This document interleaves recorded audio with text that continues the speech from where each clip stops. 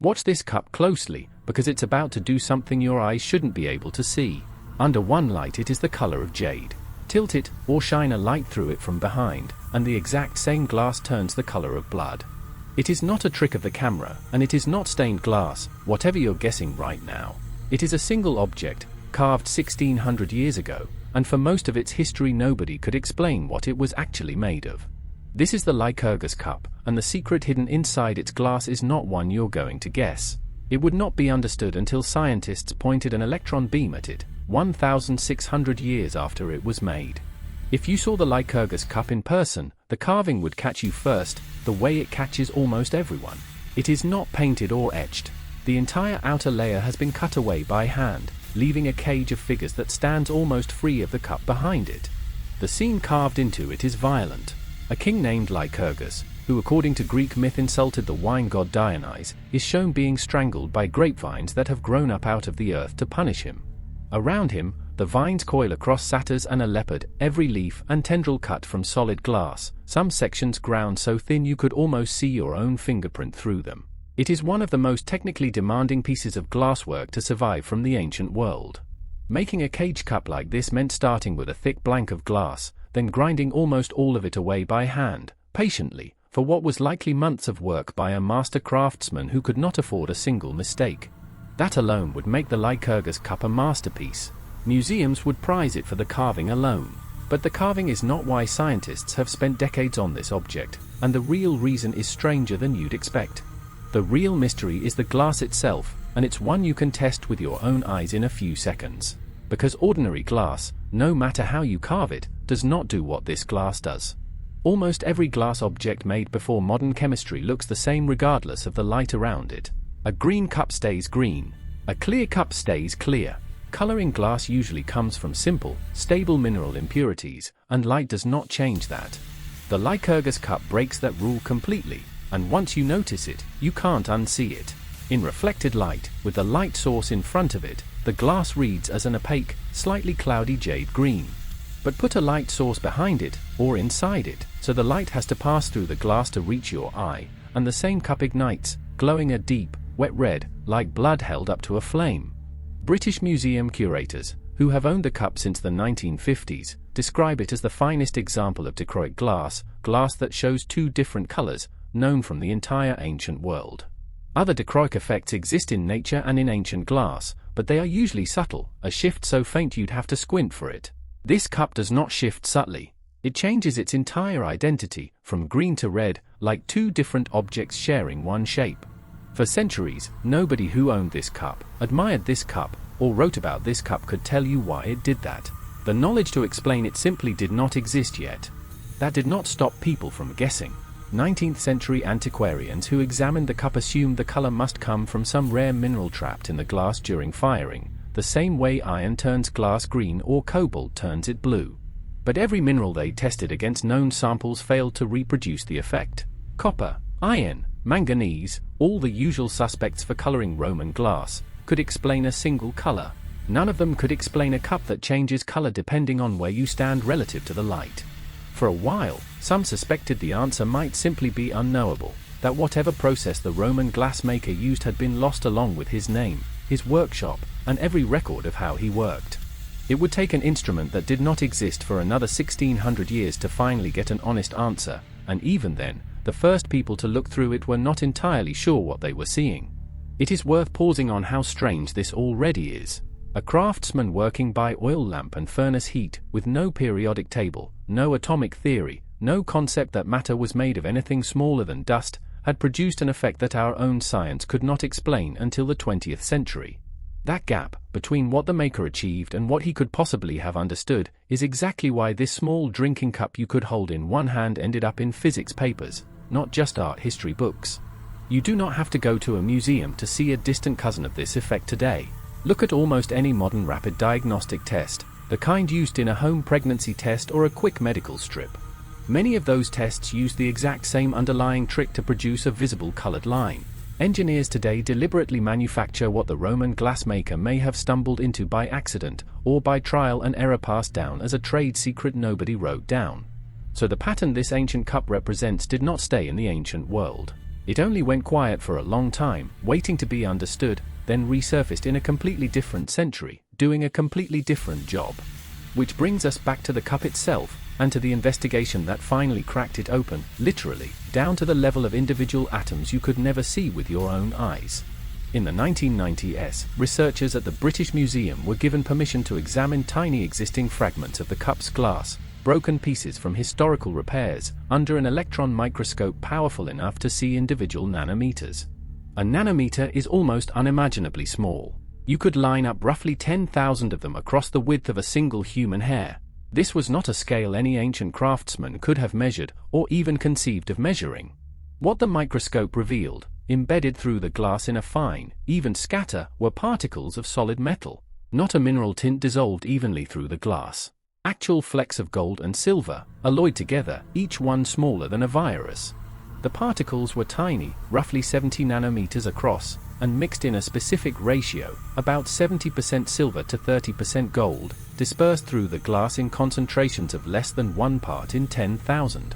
At that scale, gold and silver do not behave like the metal in a ring or a coin. Particles that small interact with light itself, absorbing and scattering specific wavelengths depending on the angle the light strikes them from. When light bounces off the surface toward your eye, the particles reflect green wavelengths strongly, and the cup reads as green. When light is forced to travel through the glass and the particles instead, different wavelengths dominate, and the glass glows red. This exact phenomenon, metal nanoparticles changing color depending on how light interacts with them, is now called plasmonics. It is a real, active field of modern physics and materials science. The Roman craftsman who made this cup almost certainly did not understand any of that. He likely ground gold and silver filings down to dust finer than the grit under a fingernail, swept straight off a jeweler's workbench, into the molten glass mixture, refined over generations of trial and observed result, without ever knowing why it worked. That is the part researchers find most remarkable. Getting the metal ratio and particle size even slightly wrong destroys the effect entirely. The glass either shows no color change at all, or shatters, or clouds.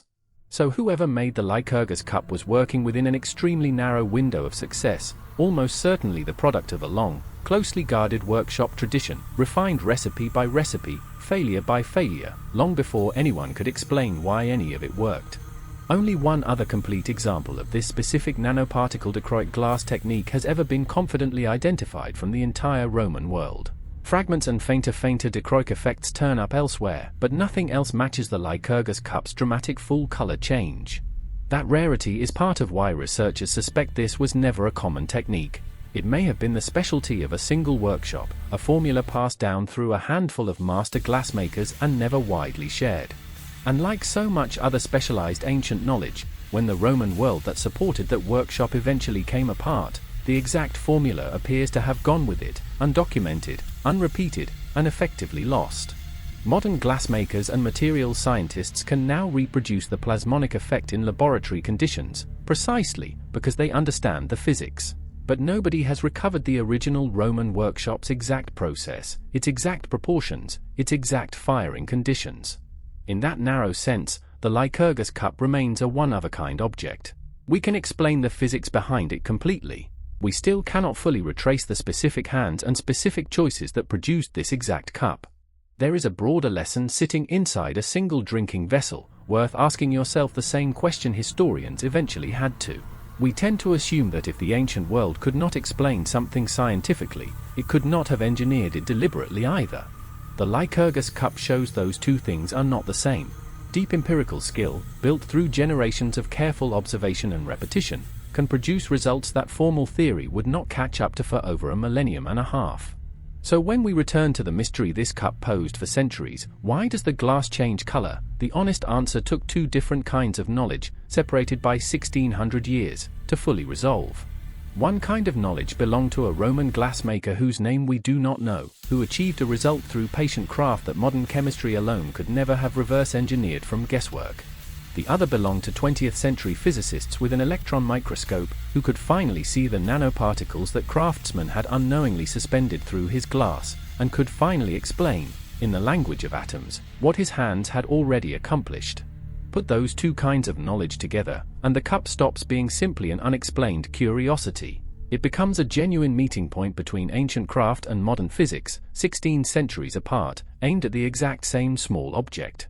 And it raises an uncomfortable question about everything else sitting quietly in museum storerooms right now, catalogued, photographed, and never once put under an electron microscope.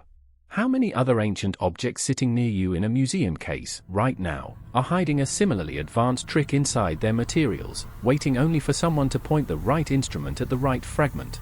The Lycurgus Cup was not made by a lost civilization with secret advanced technology. It was made by ordinary skilled Roman hands, working a material they understood deeply through practice, without ever needing the word nanoparticle. That distinction matters. It is not a story about ancient people secretly possessing our science early. It is a story about how far pure, patient craftsmanship can travel, without theory, without instruments, without ever knowing exactly why the trick worked. The cup itself very nearly did not survive to tell us any of this. Like most ancient cage cups, its extreme thinness made it almost impossibly fragile, and the vast majority of similar pieces made in antiquity are known today only from tiny broken fragments. The Lycurgus Cup is the only complete cage cup of its kind known to survive anywhere in the world. Every other example we have is shards, hints, and educated reconstruction. Its actual origin is still debated. Most researchers place its manufacture in the 4th century, somewhere in the Eastern Roman world, possibly Alexandria in Egypt, a city famous in antiquity for the finest glasswork anywhere. By the 18th century it had surfaced in Europe in private aristocratic collections, its scientific secrets still centuries away from being understood, valued purely as a rare and beautiful curiosity. It eventually passed through the Rothschild family's collection before the British Museum acquired it in 1958, where it has remained ever since, now understood far better than any of its previous owners could have imagined. Today it sits behind protective glass, one of the most quietly extraordinary objects in the museum's entire collection, and very few visitors who walk past it realize exactly what is suspended inside its walls. Modern scientists have not stopped studying it. Researchers have used the Lycurgus Cup's proven nanoparticle effect as direct inspiration for new sensor technology, materials designed to change color visibly in the presence of specific chemicals or contaminants. One proposed application uses the same nanoparticle in glass principle to detect dangerous bacteria or spoiled food, flagging contamination through a visible color shift anyone could read at a glance, no laboratory equipment required. In other words, an ancient Roman drinking cup, made to entertain guests at a banquet with a clever color trick, has become a working blueprint for 21st century diagnostic technology. That is not a coincidence of storytelling. It is simply what happens when a genuinely advanced physical effect gets made once, gets preserved by chance, and eventually gets examined by people with the right tools to finally understand it. So the next time you see a home test strip change color, or hear about nanotechnology sensors detecting disease from a single drop of blood, you are looking at a direct intellectual descendant of a 4th century Roman drinking cup. The banquet the cup was made for is long gone. The empire that made it is long gone. But the trick embedded in its glass, at the level of individual atoms, outlasted all of it, waiting patiently to be understood. We opened by watching this cup change from green to red in front of your eyes. Now you know why. Not magic, not myth, but gold and silver ground into dust finer than anyone at the time could see, invisible to the naked eye, scattered through molten glass by hands that trusted a result they could not explain. 70 nanometers of gold and silver, mixed almost exactly 7 parts silver to 3 parts gold, suspended through the glass in a concentration smaller than 1 part in 10,000. That is the entire secret. And it took electron microscopy, in the 1990s, to finally confirm it. No lost civilization. No forgotten super science. Just a Roman craftsman's workshop, somewhere in the Eastern Empire, that had, through decades or centuries of trial, stumbled onto real nanotechnology 1600 years before the word existed. They never wrote down why it worked.